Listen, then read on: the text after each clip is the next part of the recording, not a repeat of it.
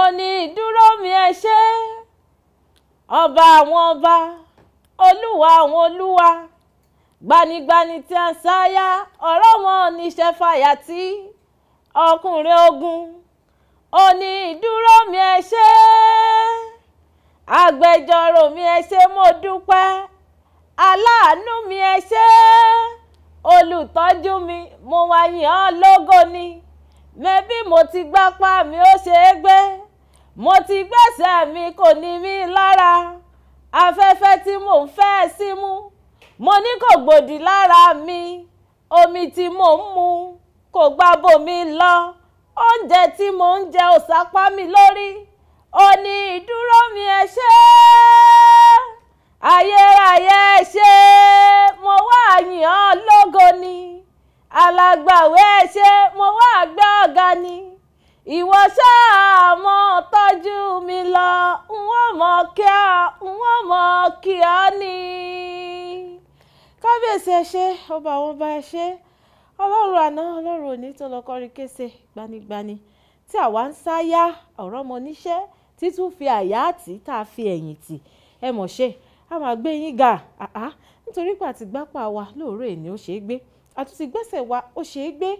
ọ̀pọ̀lọjọ́ sùn lálẹ́ àná tí wọ́n rí ẹsẹ̀ gbé tí wọ́n rí apá gbé a sì wá fi yọ̀ wọ́n àfi ń gbé ẹ̀yìn Elédùmarè ga ni gbogbo yín tẹ̀ ti darapọ̀ mọ́ mi lóòrè ni ẹjọ́ jọ máa gbárùgbó ọjọ́ ga kájọ máa yìn lógo ká máa kí onídùúró wa wípé ó ṣe é nítorí òun ló ń ṣe agbẹnusọ fún wa lọ́pọ̀lọpọ̀ ìgbà kí wọ́n máa fìyẹn kí yín káàbọ̀ sórí àkọ́tún ètò ìjíròrò òwúrọ̀ lọ́jọ́ tèmi lórí Kaftan television Yorùbá tẹ̀yẹn orúkọ tèmi Ọlá Ọ̀nàbàjọ ayọ̀olúwa ṣeun ńlá fún mi aláṣàkẹ́ tiyín gangan tí ò kọ́ mọ̀ ẹ ti mọ̀ pé tẹ̀ bá ti dé báyìí èmi àti àwọn àlejò mi pàtàkì làjọ máa ń wá àwọn gbajúgbajà àwọn onímọ̀ gbogbo ohun tí ẹ ti fẹ́ mọ̀ nípa wọn pátápátá náà ni wọ́n máa sọ fún wa ṣé wọ́n rí àlejò mi tájọ sọ̀rọ̀ lé ní wọ́n ti wà ń kàlẹ̀ wọ́n ti wà ń digbí ṣùgbọ́n tó bá tó àsìkò ẹ̀ mọ̀ rí ojú tiwọn. ọ̀rọ̀ mọ̀ràn kékeré tí mo wá fi ṣí wa létí lóòrè ní òun ni mo pè ní tọ́jú ìwà rẹ̀ tọ́jú ìwà rẹ̀ ìwà ṣe pàtàkì ìwà ṣe kókó nínú ọmọ ènìyàn wọ́n ń pé tí tálẹ́ǹtì ẹ tó bá rè é gbé ẹ jókòó pẹ̀lú àwọn ọmọ aládé tó o sì jókòó ń bẹ̀ bó o bá níwà ìwà ni ó já ọ bọ́ kúrò lórí àga tó o jókòó sí pẹ̀lú àwọn ọmọ aládé ìwà lèèyàn fi ń gbé ọlá pẹ́pẹ́pẹ́ ìwà lèèyàn fi ń gbénú ipò pẹ́pẹ́pẹ́ ìwà lèèyàn fi ń gbé nǹkan rere ṣe pẹ́pẹ́pẹ́ ọ̀pọ̀lọpọ̀ ló joyè ajẹni lẹ́sẹ̀ ó jẹ wọ́n lẹ́sẹ̀ jẹ wọ́n lẹ́sẹ̀ jẹ wọ́n lẹ́sẹ̀ títí tó fi dókè bó o bá dókè ọ̀hún tán má gbàgbé pé jíjẹ lẹ́sẹ̀ tó o jẹ lẹ́sẹ̀ gòkè òun náà ní òrè ẹ̀ bọ́ọ̀lẹ̀ ṣùgbọ́n tó o bá mú wà tó dáadáa ní tó rọra ń tọ́ bó ṣe yẹ kó o tọ́ ó lè jókòó lórí àga ọ̀la pẹ́pẹ́pẹ́ apá ibi tí mò ń lọ nípa ká tọ́jú ìwà wa rèé lénìí ní gbogbo ibi tó o bá ti bára rẹ̀ tọ́jú ìwà rẹ̀ láláì ní tọ́jú ìwà rẹ̀ ohun tí ò dáa ni ó lè mú ọ padà sí ẹsẹ̀ àárọ̀ rẹ ní kò pẹ́ kò pẹ́ ẹ dákun gbogbo yín tẹ̀ ti darapọ̀ mọ́ mi lóòrè ní gbogbo atótónu tí mo mú sẹ́nu òun náà ni pé ìwà ní gbé ni jókòó lórí àga ọ̀la pẹ́pẹ́pẹ́ ẹ mọ̀ jẹ́ ká máa sọ pé àwa la wà ń bẹ̀ èmi ni mo ti tó báyìí èmi lè Elédùmarè ṣe lóore pàtàkì tó báyìí láláì ní wo ti ìwà wa bẹ́ẹ̀ ni ẹyẹ dé òkè lọ́run kí lè fi ẹsẹ̀ rájò díẹ̀ nígbà tí màá fi padà dé èmi àti àlejò mi náà lájọdé àwa kan lọ gbà mí ètò ní pẹrẹwu ẹ kú kalẹ̀ ẹ má ti lọ síbi kankan á padà bọ̀.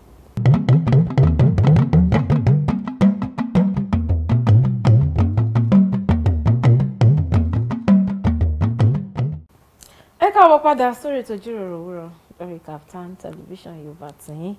pẹ̀lú èmi ọmọ yín ọ̀rẹ́ yín olólùfẹ́ yín Ọlá Ọ̀nàbàjọ títí fẹ́ aláṣàkẹ́ tí ń gbọ̀ngàn tí ó pọ̀ mọ́ bẹ́ẹ̀ dẹ̀rẹ́ àlejò mi tí mo rè fi jó gbé gẹ̀gẹ̀gẹ̀ sórí ìjókòó àwọn eléyìí ẹ má jẹ́ ń bẹ̀ ẹ rí ojú wọn fúnra ara yín ṣùgbọ́n ẹ jẹ́ ń sọ díẹ̀ wọ́n rẹwà ọmọ tí ò wẹ̀ tó dán wọ́n ti wà lórí ìkàlẹ̀ jàre àlejò mi ẹ káàbọ̀ sórí ètò. ojú tí mi mọ̀ ń blush. ìyá blush ìyá ṣáyìn. ẹ kú dédé àsìkò yìí.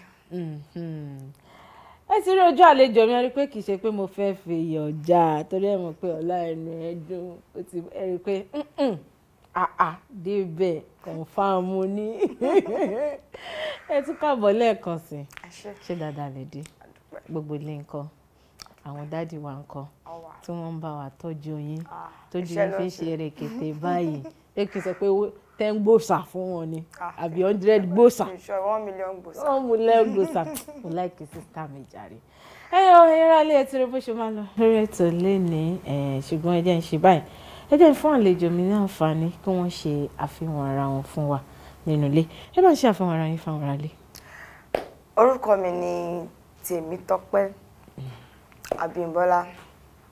ọmọ Badmus aya Onífádé mo jẹ́ sọ̀rọ̀sọ̀rọ̀ bákan náà mo tún jẹ́ olórin. Then all in all náà ni wá o gbogbo lówó kò sí owó tẹgbé wa kò sí nǹkan tẹgbé wa táwọn ọmọ pa ẹ máa wọ rẹkọ sọ. kí ni wọ́n máa ń pè ó clearing and forward everything gbogbo lówó. ẹ ti rí ojú yẹn fi mọ̀ pé bẹ́ẹ̀ ṣe rí náà lè ti sọ pé òun ni òun kọ́ ẹ ti rí pé ojú náà ni àwọn eléyìí wọn kì í ṣe àìmọ̀ fún olóko tiyín tí wọ́n sọ̀rọ̀ kan gbòógì lára àwọn olórin ilẹ̀ yìí àwọn jùjú ni o àwọn kọrin ìfẹ́ ni o àwọn náà lẹ́bàá bẹ́ẹ̀ ọ̀kan gbòógì lára wọn náà ni tàbí tí wọ́n sọ̀rọ̀ àwọn sọ̀rọ̀sọ̀rọ̀ tó gbangba sùn lọ́yẹ́ ọ̀kan gbòógì lára wọn náà ni ṣé wọ́n rí gbogbo ohun tí ẹ fẹ́ mọ̀ nípa àlejò tèmi lénìí èyàn ṣáàṣì kìíní kan fẹ́mi ẹ̀rọ àwọn nǹkan fìdílé ó sì jẹ́ fìdílé nǹkan náà ni ẹ mọ̀ gbogbo ẹ̀ pátápátá lénìí sísítà mi ẹ kú kalẹ̀ lórí ètò àmọ̀ yín sí olórin àmọ̀ yín sí sọ̀rọ̀sọ̀rọ̀ àmọ̀ yín sí business woman gbogbo nǹkan pátápátá náà lẹ́ ń ṣe ẹ ti di 4 woman kalẹ̀ ẹ jẹ́ ń bẹ̀rẹ̀ láti ìdí iṣẹ́ orin lọ́dọ̀ yín tẹ́ ẹ ti bára yín nídìí iṣẹ́ à ń kọrin ó tó bí ọdún mélòó. tí bá ní kí n kà tá bá fẹ́ kà professionally àti ó ti ń súnmọ́ ọdún 10 but tá bá fẹ́ kà á pé a fẹ́ sọ unprofessionally ọjọ́ ti pẹ́ but professionally pé a bẹ̀rẹ̀ officially ó ti súnmọ́ ọdún 10. ti súnmọ́ ọdún 10 ẹ bá ní ká má kà ti akọ̀ǹtsá ẹ̀ lọ. ṣẹ́ẹ̀ṣì alùpùpù mẹ́mi. ó gbàdá tẹ̀ wá ní yunifásitì náà à ń ṣèbọ̀ àwọn ti school yẹn is just a one man thing ká ṣáà ṣe ká fi rí nǹkan kan but officially. tó bí ọdún 10 tẹ́ ti wà nídìí iṣẹ́ orin tẹ́jú yín sì ṣe rèkété báyìí ètò ẹ̀fẹ́ sọ fún tí rúpẹ́ bá sọ pé rí abí ọdún 4 sẹ́yìn ṣá jẹ́ ń ṣe báyìí kí ni irúfẹ́ orin wo lẹ máa ń kọ irúfẹ́ àwọn orin wo lẹ máa ń kọ. Officially mo bẹ̀rẹ̀ pẹ̀lú afropop by do afropop then nígbà tó ṣe díẹ̀ sí a sún síwájú pé ká go deep into live music àwọn kan ṣe jùjú wọ́n ṣe gospel máa pe band mi ní repertoire band meaning a lè ṣe jùjú a lè kọ hip hop a lè ṣàpàlà a lè kọ gospel in short wákà gan a máa ṣe kò sí ẹ̀yà orin tí a kì í ṣe audience or guest or ibi tá a bá ti bára la máa fi determine even Islamic songs tó bá jẹ́ àgbo àwọn alásàlátù ni a fún wọn back to back gbogbo ẹ̀ afálùjọ sí fún wọn àwọn ìyá máa gbé bọ́dì wọn pẹ̀lú jàlámì àwọn so repertoire band ni máa pe band mi not juju cause a kó gbogbo ẹ̀ pọ̀ sínú ẹyọ kan. Ọlọ́run á máa ràn yín lọ́wọ́ nídìí à ń kọrin kí lẹ ṣe wá bára yín nídìí kí ni ṣe iṣẹ́ ẹ̀kan sùn ẹ̀kan jí àbí ẹ̀kan gbà ọmọrin kọjàre Bímbọ́lá kí ló ṣẹlẹ̀. Music has been nǹkan tí ó ti wà nínú family, let me put it like that, from growing up anyway. So àmọ́ church tí mò ń lọ ó limit me to just church choir ká kọ lọ sí church ká kọrin báyìí kò fún mi láǹfààní àti sọ pé mo fẹ́. Then in my journey in life, course of study mi science department ni mo wà. So ó tún limit me to ká ní pé commercial class or art class, I would have probably gone for a music related course or kì í ṣe bẹ́ẹ̀ entertainment generally. So a ṣe science òun la ṣe from secondary school to university. So music is something that is an inborn thing. Tá mọ̀ pé òkè à ní talent yẹn. Àmọ́ gbàtọ́ Ọlọ́run sọ pé àsìkò tó láti polongo wa fire with that particular talent. Yeah, so it just started. When I was in school, I would randomly mark around Mori and don't call. I'm like, I'm only shaking it conveniently. But there were 1, 2, 3, 4 people. Well, let's do this. I'm more performing arts then.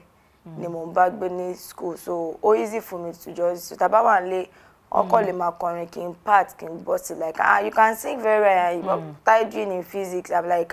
physics not emotion. So from there we started bonding, and that is how the whole passion came out. Church auto, choir kakolo kakorin. Oh yeah, you be the ones to lead. Can lead Lenny Lola. Oh, the permanent leader like for every church service. Our lama open, but that is for church. School, it was passion ni. Oko bere, oko jade. Me kini help ara me when I see people sing, you know, ti ma gbo yan kan to go off like ase ni yo gbore. So from there we started, and pata de setan awo okay. Kini kan ta nduro de. And when God said àsìkò ti tó, ohun Ọlọ́run yẹn sha. Ó ṣe pàtàkì. Mo la fi bẹ̀rẹ̀ officially. Àwọn èèyàn tẹ̀ máa ń pè yín lórúkọ kan Queen Madiva. Queen Madiva. Kí ni orin yẹn ṣe bá orúkọ yẹn kí ló ṣe kí lè ṣe rí ihe. Okay, ẹni tó bá rí mi náà ní sí ọ̀rẹ́ pé diva ni mi. Ọmọ tó rẹwà aya tí ó pè méjì tí ò ní rival you. Ọmọ méjì fẹ́. So anyways, orúkọ tí mo ti lóríṣiríṣi orúkọ lọ tí mi tẹ̀lé dárúkọ àgbàkọ mo fẹ́ lórí kì mi.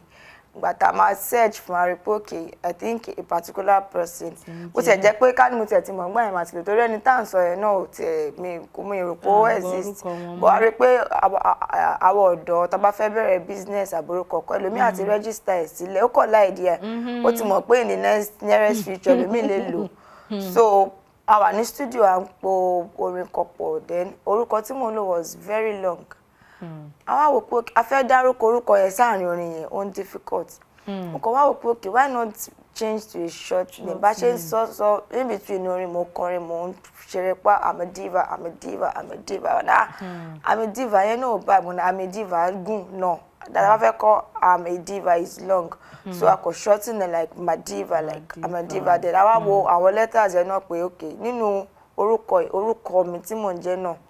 ó wà nínú ẹ̀, so why not use that bá ṣe bẹ̀rẹ̀. So Queen came from my fans, you know, when they come to your show, most people tó bá rí mi in person bóyá mo kàn jókòó mo sọ̀rọ̀ wá máa wò okay. When they see me on stage they'll be like irọ́ o ṣé same person tàrí ọ̀tá bá sọ̀rọ̀ lélẹ̀. So they came up with the Queen, like you are a queen. Wow. You are dominating your field. So that was where Queen Madiva came. Wow. Tẹ́rí gbogbo yín tẹ́ wà nílé tẹ́ tí ń bi mí pé ọlá béèrè Madiva báwo ló ṣe jẹ́. Ẹ ti rí bí orúkọ yẹn bó ṣe jáde wá ó ga jù. Ẹ jẹ́ ń ṣe báyìí tẹ́ tí wá wà nídìí iṣẹ́ orin yìí ní fún bí ọdún 10 sẹ́yìn. Bẹ́ẹ̀mi ó ṣe pè lórí ètò lé nínú ó ti tó bí àwọn orin mélòó lè ti gbé bọ́ọ̀dà. Tí máa ka àwọn orin tó jẹ́ Afropop music tí mo ti ṣe, let's say 3. A ti ṣàwọn orin tá àti release rárá torí you know our proper management fund, you know Afropop is still a very good record label. So when we moved to live band,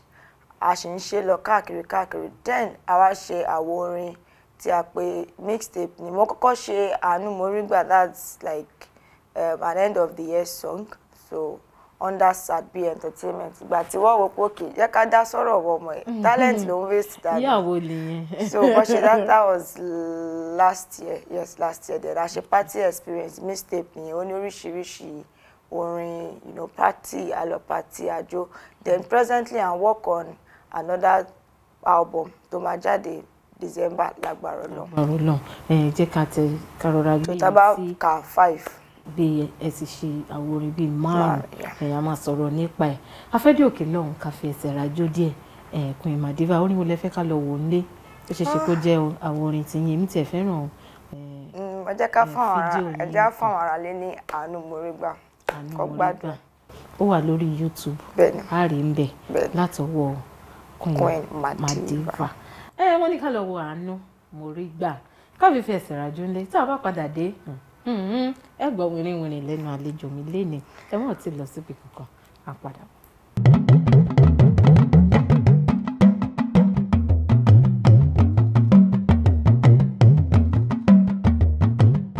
orí ètò Ìjíròrò Òwúrọ̀ lẹ́sìn wa lórí Kaftan television Yorùbá àtẹ̀yìn níbi àti àlejò mi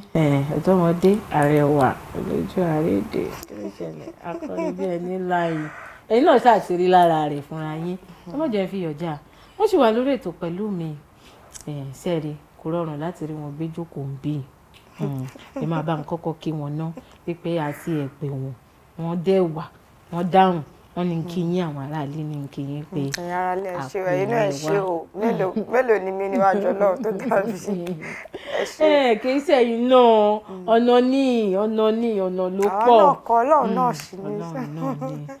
à ń sọ̀rọ̀ lọ nípa àwọn àwo orin yín ní ó ti tó bíi 5 títí di àsìkò yìí ṣùgbọ́n àwọn aráalé náà wọ́n fẹ́ gbọ́ ohùn yín lórí ètò yìí lẹ́yìn ó yá ẹ̀kọ́ díẹ̀ fún wa èwo lẹ fẹ́ kọ fún wa ń bẹ̀. ok ẹ jẹ́ kí n mú láti orin tí wọ́n ṣẹ̀ gbọ́ tán yẹn torí orin at this time of the year náà kò tí ẹ ṣe this time of the year bọ́lọ̀ ti ẹ̀ ṣọ́ wa láti January di December pé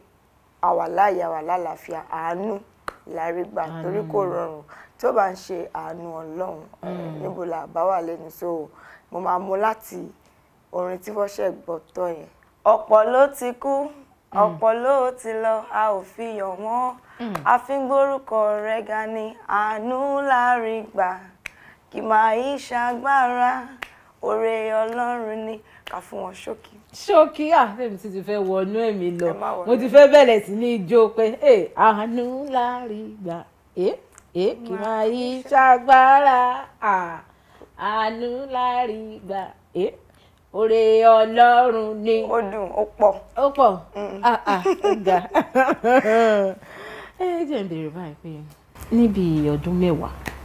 tẹ́ ti mú iṣẹ́ orin professionally kí ni àwọn nǹkan tẹ́ ti bá pàdé tẹ́ ẹ lè fi ṣí àwọn tó ń bọ̀ lẹ́yìn táwọn náà ń wò pé àwọn fẹ́ dàbí Queen Madiva fẹ́ dàbí Queen Madiva létí tó dàbí àdójúkọ nídìí iṣẹ́ orin. ok lákọ̀ọ́kọ́ máa sọ fún gbogbo àwọn tí wọ́n bá wò pé àwọn fẹ́ dàbí Queen Madiva kó má dàbí Queen Madiva kí wọ́n dàbí ara wọn torí Queen Madiva is Queen Madiva orúkọ tó bá ń jẹ́ ọ̀ tó bá ń pè rẹ̀ àbí brand name should be yours because moment tó bá ti ń wò pé ó fẹ́ dàbí èèyàn kan ó máa ń fa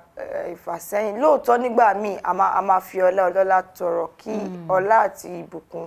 kó lè wá sọ́dọ̀ tiwa náà but being a mentor anyways mo sọ yẹn náà torí nǹkan tí mo believe in ni fún àwọn náà kó lè ríra àwọn kó lè believe nínú ara wọn pé okay mo lè ṣe ju ẹni tí mo ti ń look up to lọ tó bá ti rí rẹ bẹ́ẹ̀ to make you get better tí tó fi máa di best tó máa wà confident pé okay kó tiẹ̀ wá gbé mi àti ẹni papọ̀ wá kọ́ tí wọ́n máa kọ́ tèmi àjọ máa kọ́ nítorí ojú ọ̀run táwọn ó tẹ́yẹ fún láì fi yẹ kọ́ra wọn so for being a female artist náà kò ń ṣe nǹkan tó rọrùn mo mọ̀ pé àjọ ọmọ òye wa àmọ́ ju gbogbo ẹ̀ lọ being consistent being hardworking then iṣẹ́ wa kò ń ṣe nǹkan tí èèyàn fẹ́ ṣe kò lóòótọ́ kò easy kò ṣe kò múṣẹ́ mi mọ̀ ó take ẹni tó strong kó máa kọ orin kó tún máa ṣe nǹkan mi pọ̀ torí orin nìkan fúnra rẹ̀ ó wà time consuming ó máa ń gba àsìkò ó máa gba àkókò máa gba gbogbo nǹkan tó bá ní lọ́wọ́ ẹ̀ tó ní dedication so you have to be dedicated. You have to be, you know, hardworking, resourceful, then committed. Commitment yẹn wà important. Above all, no. Kó tó bẹ̀rẹ̀ gbogbo ohun tí mo sọ ẹ̀ kọ́kọ́ fi lé Ọlọ́run lọ́wọ́. Torí ohun tọ́lọ́run bá ti dá sí tó ti fọwọ́ sí ló shaking. Shaking. Ṣùgbọ́n Queen Madiva ẹ̀ tí dáhùn ìbéèrè mi. Ẹ fún wa ní ìrírí kan bóyá tí ẹ ti rí tó jẹ́ pé má lè gbàgbé ni. Ẹ mọ̀ pé kò sí iṣẹ́ téèyàn ń ṣe láyé tí ó sí ìrírí kò sí iṣẹ́ téèyàn ṣe tí ó sí challenges nǹkan téèyàn bá ń ṣe náà tí ó bá dojú kọ one or two things náà kò tí ì dàngájíá ń jẹ but then the only thing I can say ẹ mọ̀ pé music is music níbi tó ti dé nísìn tó jẹ́ pé lọ́pọ̀ ìgbà nígbà tá a kọ́kọ́ bẹ̀rẹ̀ owó yẹn ò wọlé tó bá ṣe expect but then we keep pushing. And inú ẹ máa kọrin nígbà míì àwọn kí ló ń kọ tàlélẹ̀ àmọ́ nítorí pé kò ìsorúkọ náà àwọn kan á wò pé ẹ̀wọ̀ ẹ má pé járe wọ́n dẹ̀ máa tún rọ àwọn èèyàn náà bẹ́ẹ̀ ṣe lè support upcoming artists ni by you know, patronizing them giving them a trial encouraging them pé òkè kí ni yóò lè ṣe tí ó máa ṣe pé òkè bóyá entertainment company tí wọ́n manage me believe in that brand maybe alimasin bí tàwa lẹ́nu torí pé wọ́n rí pé òkè talent lélẹ̀ wọ́n impose wa for some shows personal parties pé irọ́ ẹni Queen Madiva ló máa kọrin Queen Madiva ló máa tó bá bọ́ náà só lè kọrin báyìí láti jọ ẹlòmíì ẹ̀ wà ní gímù wọn báyìí wọ́n rí lójoojúmọ́ wọ́n mọ̀ pé òun kọrin ìbọ̀wọ́ rí ẹ àzẹni tó lè kọrin níbi ayẹyẹ wọn tó bá rí pé òkè òkọrin bí kò wọ́n máa ní asó lè ṣerú nǹkan báyìí àtàrẹ̀ wọ́n bẹ̀rẹ̀ sí níbi iṣẹ́ fún wa so nothing comes easy bá ṣe bẹ̀rẹ̀ you know kò really see that owó then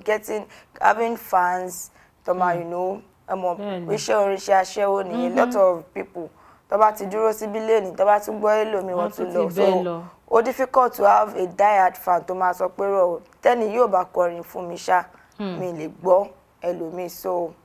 basically àwọn challenges tó wà nìyẹn kò sí. Èmi máa ń dìde ìbéèrè irú àwọn ìbéèrè báyìí láti fi ṣí wa létí nítorí ọ̀pọ̀lọpọ̀ èèyàn ló ń wò yín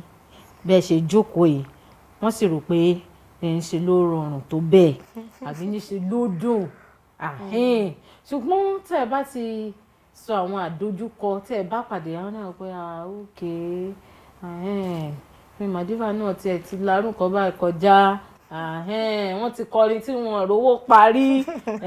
àṣọ kì í ṣe mí nìkan ó máa ń jẹ́ kí ọ̀pọ̀lọpọ̀ kan ní ìgbàgbọ́ nínú ara wọn pé òkè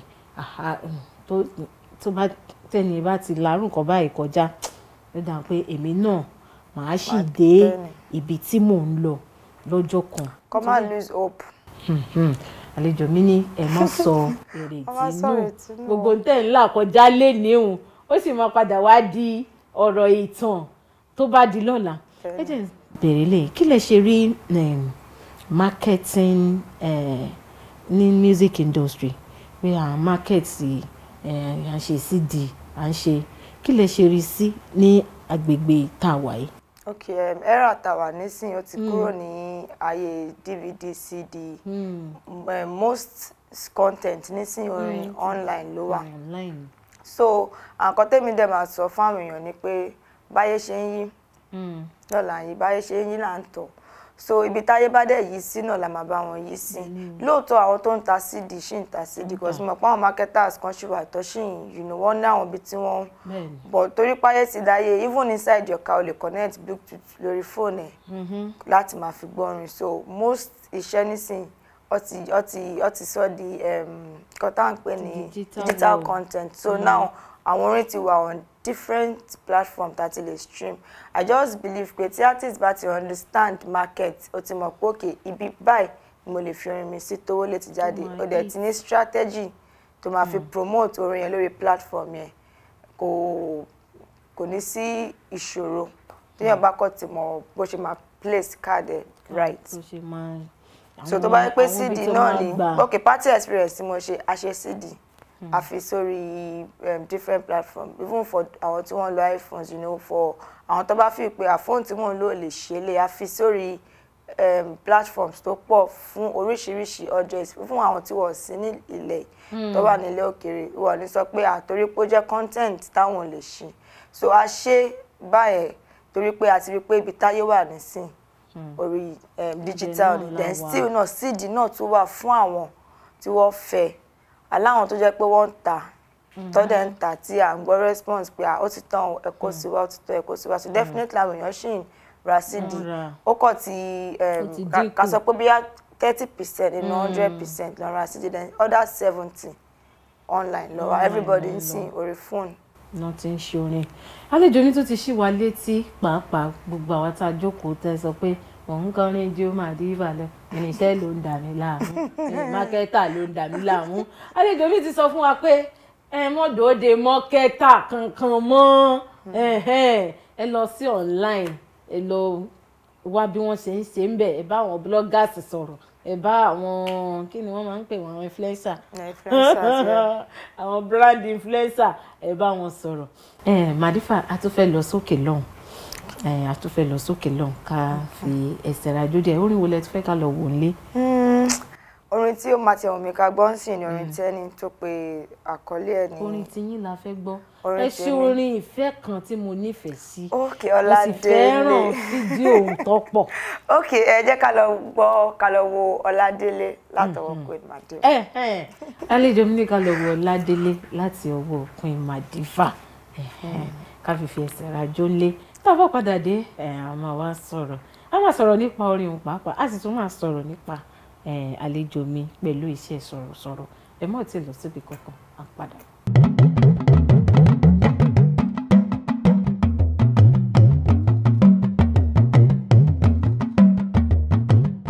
ẹ káàbọ̀ padà sórí ètò ìjíròrò òwúrọ̀ lórí Kaftan television Yorùbá tiyín níbi àti àlejò mi Queen Madiva lájẹjọ wà lórí ètò lénìí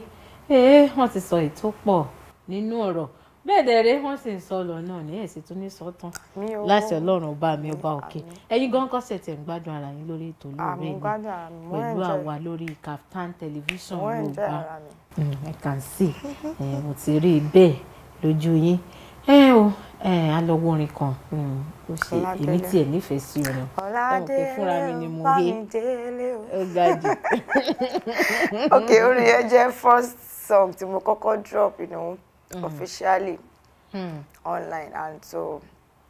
orin ìfẹ́ ni ẹ̀dẹ́nà fi máa ń bèrè pé kí lè rò débi orin yẹn ẹ̀wọ̀n pé most times tá a bá wà ní studio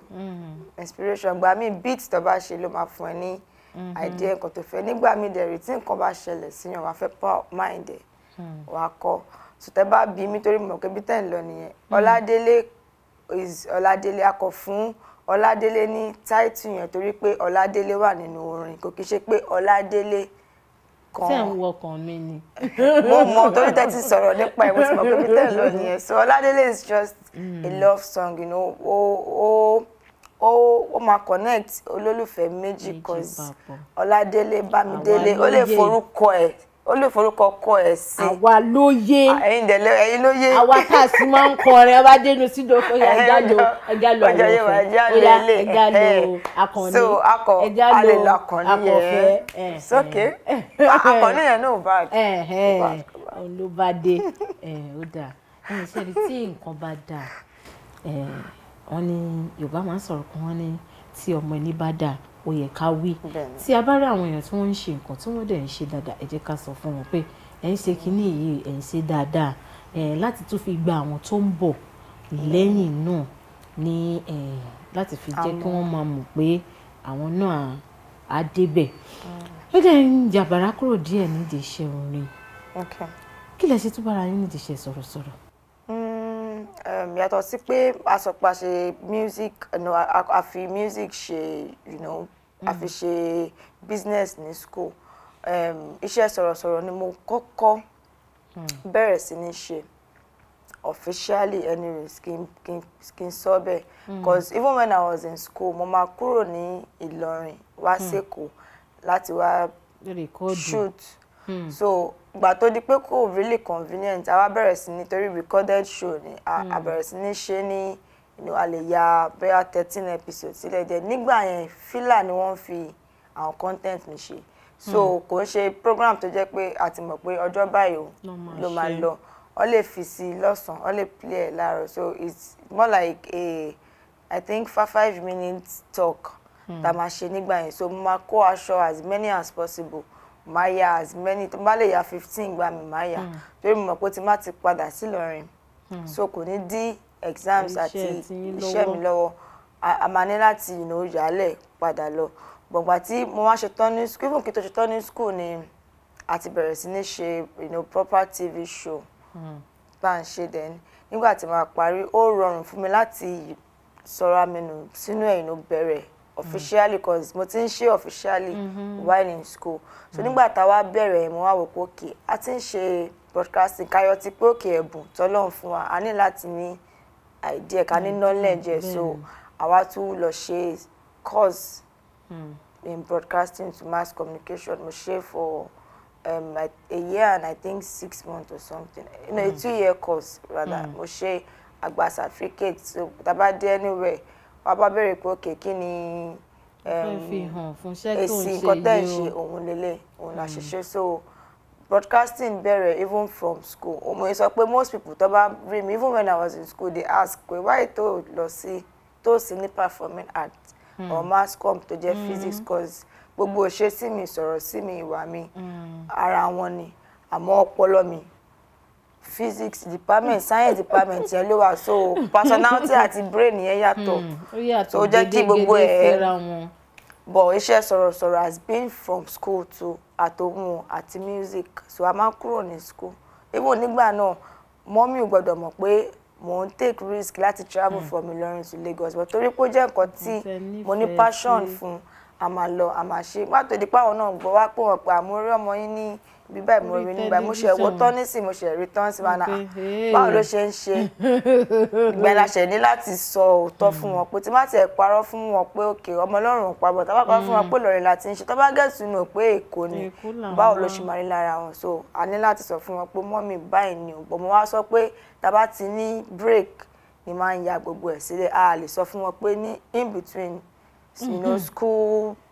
wherever and love so bí ìrìnàjò yẹn náà ṣe bẹ̀rẹ̀ ni. nídìí iṣẹ́ sọ̀rọ̀sọ̀rọ̀ náà kí ni àwọn nǹkan tẹ́ ti bá pàdé bóyá tó ti wú yín lórí this time. iṣẹ́ sọ̀rọ̀sọ̀rọ̀ ó jẹ́ṣẹ́ tí ó expose wa to the world expose to mean is getting to meet people getting to have an idea of a good broadcaster gbọ́dọ̀ jẹ́ ní tó gbọ́dọ̀ ní idea àbí kó ní idea little in everything tó bá fẹ́ sọ̀rọ̀ nípa omi kó lè mọ̀ nípa omi ó fẹ́ sọ̀rọ̀ nípa iná mọ̀ nípa iná ó lè bá rẹ níbi tó ti máa sọ̀rọ̀ gan nípa bóyá ru science tá à ń sọ ẹ̀ o máa ní láti jẹ́ni tí ó ní very wide brain láti lè tètè mọ nǹkan láti tètè lè gbé nǹkan sórí pé kíní yìí o gbọ́dọ̀ course tó bá fẹ́ gbàlejò lórí particular course wọ́n fún ara tó jẹ́ o gbọ́dọ̀ láì jẹ́ àkọ́tẹ́ nìyẹn ṣe so kò ní dàbí ẹni pé ẹni náà even at some point ẹni náà máa wọ̀ ẹ́ bí kò bí ẹ pé ṣe ti lọ school kìíní ìrì so lọ school àṣà àti ìṣeré ni. so broadcasting ó widen knowledge mi one then ó expose wa to meet new people even some people tá àti ẹ̀ lérò pa máa bá pàdé broadcasting jẹ́ ká. ẹ ṣètò fún wa ṣètò kékeré ṣẹ́jú kan ètò ṣẹ́jú kan ẹ mọ̀ pé ilẹ̀ ń ṣètò lẹ́nu sí ẹ kí ó yá ẹ kọ kí àwọn ará lẹ́kọ̀ọ́ dédé àsìkò yẹn lólùfẹ́ Kaftan TV ṣe dáadáa lẹ́wà ṣàlàfíà làbáyìn orúkọ tèmi ni Tèmítọ́pẹ́ Abímbọ́lá ọmọ Badmus àyà Onífádé ètò ìjíròrò òwúrọ̀ ni lórí ètò ìjíròrò òwúrọ̀ wọ́n ní àwọn Yorùbá máa sọ̀rọ̀ kan wá pé tí ẹlẹ́hà tó ṣí sandini ni àwo ṣe kí ni àwo rí àwo àwòrán a ti ṣètò kékeré ẹ ti gbìyànjú ó dà pé ẹ tún máa ń ṣeré orí ìtàgé náà lẹ́ẹ̀kọ̀ọ̀kan. àti movie like I said ẹ wọ́n kó sọ fún mi pé ọpọlọ science but talent entertainment ni so movie jẹ́ nǹkan tí in short entertainment generally jẹ́ nǹkan tí ó wà inborn tí ó jẹ́ pé Ọlọ́run kọ́ Ọlọ́run tó dá mi rere mi kó tó fún mi ní gbogbo ẹ̀ mo ti máa ń kọrin nígbà mi máa fi sórí pé ọmọ tó ń sọ lọ́wọ́lọ́wọ́ ọmọ pàrọ̀dòdò multi-talented Madiva torí mo rí pé there are times even kó má tiẹ̀ jẹ́ ṣe entertainment kó jẹ́ interior deco má kọ́ jókòó akọ wá akọ àní kò sí iṣẹ́ tọ́lọ́run ò fún Ọlọ́run yìí náà ni. ẹ jẹ́ ń ṣe báyìí ẹ máa ń kọ àwọn orin tó dáa tó ní ìmísí níbo lẹ ti máa ń rí àwọn ìmísí yẹn inspiration níbi wọn ti máa ń wà. Ọlọ́run náà ni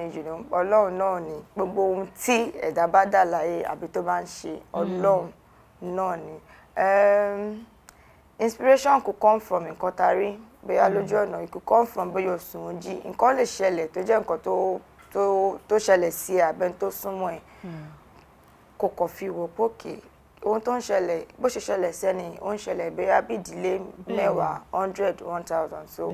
àfikọrin so inspiration comes from anything around me ó lè jẹ́ cup tẹ́ gbé síwájú ìlà máa rí tí inspiration máa wá láti kọrin around àbí flower òdòdó you know it could be anything so Ọlọ́run náà ló fún wa ní Queen Madiva ọ̀rọ̀ pọ̀ tí mo fẹ́ bá yín sọ ṣùgbọ́n nínú ilé agodo níṣe ni wọ́n ń ṣẹ́jú sí mi ṣùgbọ́n ẹ jẹ́ ń ṣe báyìí ẹ bá ń gba àwọn olórin ẹ̀mí tó jẹ́ pé ohun àbí ìwà bó o bá o pa bó o bá o bù lẹ́sẹ̀ tọwọ́ mi ò tó ń fi gọ̀ǹgọ̀ fá àwọn olórin bíi tìyín tó jẹ́ ní tó ń bá kì í ládùúgbò ní àwùjọ òun náà nù ẹ bá ń gbà wọ́n nímọ̀ràn kékeré ká máa fi yẹn dágbére lórí ètò lẹ́yìn. ok àmọ̀ràn kan tí máa gbà fún àwọn olórin àbáwọn tó ṣe dìde bọ̀ náà ni wípé ọwọ́ mi ò tó ni ń fi gọ̀ǹgọ̀ fá ni. like I said kí mo sọ lẹ́ẹ̀kan pé tó bá fẹ́ dàbí Queen Madiva o mọ ibi tí Queen Madiva ń wọ̀ o mọ orí òkè tó ń lọ o mọ àdúrà tó ń gbà o mọ bó ṣe ń gbàdúrà ẹlòmíì àgbàdúrà Jésù Kristi Lord Jesus ẹlòmíì dẹ̀rẹ̀ gbọ́ wàkàwọ́ sórí àtúgẹ̀lẹ̀ àgbẹ̀ so mọ bí ẹni wọ́n sọ pé mo ṣe sọ́lẹ̀ kan tó dàbí ẹni pé ash baby you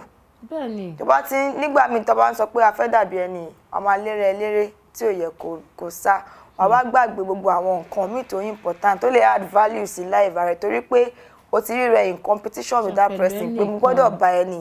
or mo fẹ́ dàbí ẹni so tó bá fẹ́ dàbí ara ẹ you work on yourself wà face ara ẹ gangan dedication commitment hard work torí music like I said music kò ṣe nǹkan tó fẹ́ ṣe tó fẹ́ máa ṣe nǹkan mi pẹ̀lú gbọ́dọ̀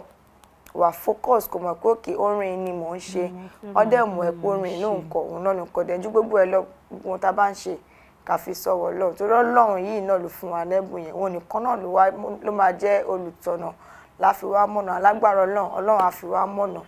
ọ̀nà eré ọ̀nà tó dáa. àmín àmín àlejò mi ẹ ti sọ èyí tó pọ̀ nínú ọ̀rọ̀ ẹ sì ti gbà á lámọ̀ràn bẹ́ẹ̀ ṣe ń jù ú lẹ́yọ kọ̀ọ̀kan náà ni ẹ ń fi àwọn àmọ̀ràn kọ̀ọ̀kan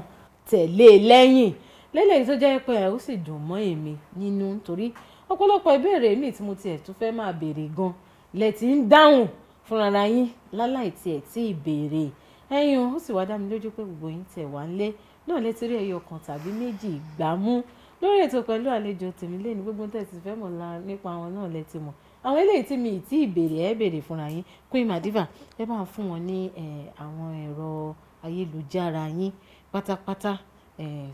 Instagram YouTube Facebook website ẹ bá fún àwọn tó ń ṣe ní ọ̀rọ̀ kan tàbí méjì tí wọ́n fẹ́ béèrè lọ́wọ́ yín. Oh, okay. Mo sọ lẹ́ẹ̀kan síwájú pé a wà ní abẹ́ management company tí wọ́n manage wa so gbogbo ohun tí ó bá ti papọ̀ mọ́ tó bá ti jọ mọ́ Queen Madiva Sadbi Entertainment and Communication so lórí Instagram ẹ tẹ̀lé @Sadbi Entertainment then ẹ tẹ̀lé wa náà lórí YouTube Sadbi Entertainment and Communication bá tẹ̀ tẹ Sadbi Entertainment ó ti máa gbé wá fún yín so gbogbo content Queen Madiva ni ó wà ní orí platform yẹn ẹ dẹ̀ lè wá tẹ̀lé mi gangan fúnra mi lórí Instagram @officialmadiva fún gbogbo ohun tí ẹ bá fẹ́ béèrè ní béèrè àmọ́ tó bá jẹ́ pé iṣẹ́ lẹ fẹ́ gbé wá ẹ fẹ́ kí Madiva wá síbi ayẹyẹ yín ni ẹ fẹ́ ká wá fún yín back to back ẹ ti mọ̀ pé no dull moment ni pẹ̀lú Queen Madiva band ẹ lọ sórí Sadbi Entertainment and Communication Sadbi SAATB ENT and yẹn and symbol then communication COMM tẹ́ bá ti tẹ̀lé wẹ́ send DM láàrin ìṣẹ́jú àyà padà yín lọ ló bá tán. lọ́wọ́ kan gbogbo yín ẹ̀ ọ̀tẹ̀ máa ṣe tó tẹ ní gbogbo yín la kí pé ẹ̀ ṣe gan ní tẹ́tí ẹ̀ fi àsìkò kékeré sílẹ̀ fún wa tá a fi jọ ṣètò Queen Madiva bí mi ti ń dágbére fún àwọn aráàlú ẹ̀yin náà máa bá mi ronú sí orin kínkín tẹ́ fi kí àwọn aráàlú pé èrè àtayọ̀ la fi pàdé ẹ jẹ́ kí n máa sọ orúkọ tèmi ò tí ì yí padà Ọlá Ọ̀nàbàjọ́ ni mo jẹ́ ayálúwa ṣeun la fún mi aláṣàkẹ́tì yín gangan tí ò kọ́ mọ̀ tẹ́ bá ní ọ̀rọ̀ kan tàbí méjì tẹ́ fẹ́ bá èmi sọ ẹ tẹ gbogbo àwọn àtẹ̀jíṣẹ́ yín ṣọwọ́ náà at Ọ̀nàbàjọ́ Ọláwálé lórí Facebook lórí Instagram lórí YouTube at Ọ̀nàbàjọ́ Ọláwálé tó bá jẹ́ Kaftan television Yorùbá lẹ ti fẹ́ bá a sọ̀rọ̀ at Kaftan TV Yorùbá gbogbo èròǹgbà yín pátápátá náà la máa rí òun náà láti máa gbà wọlé òun náà láti máa tún dáhùn sí tẹ́ bá wá ní ọjà kan tẹ̀ ń tà àtẹ́fẹ́ kèmí bá yín fi ẹnu mi tí ń yọ̀ yìí kí n bá yín fi polówó ẹ̀ kájé kó ṣe kí ni kó gbogbo àyín ṣán ẹ tẹ at Kaftan TV Yorùbá tàbí at Ọ̀nàbàjọ́ Ọláwálé ẹ bà mí ń bẹ̀ màá sì rí ń bẹ̀ kó tó wá di pé a máa dágbére pátápátá pé eré àtayọ̀ láti fi pàdé lóòrọ̀ ọ̀la Queen Madiva wọ́n máa fi orin ṣíngí níbà wọ́n á fi dágbére fún gbogbo ẹ̀yin olólùfẹ́ wọn tẹ́ darapọ̀ mọ́ wọn lénìí lórí ètò orí Kaftan TV la wá ti máa gbọ́ ngbọ́ngbọ́ náà ngbọ́ngbọ́ nzọ́zọ́ náà nzọ́zọ́ Queen Madiva ló ń pèdè lórí Kaftan TV táwa yìí o káfíńrẹ́ ayọ̀ àti dùnú káfí pàdé. Queen Madiva ló ń pèdè o lórí Kaftan TV yìí o ọmọ tó rẹwà ní ọmọ tó wẹ̀ tó ń dán lójú ààrẹ ni ọmọ lọmọ mi. ẹ wo gbogbo ẹ̀yin tẹ̀mí lé ẹ káwọn mú yẹn náà dání lọ lé ni ẹ bá ń juwọ́ pé bàbá yìí.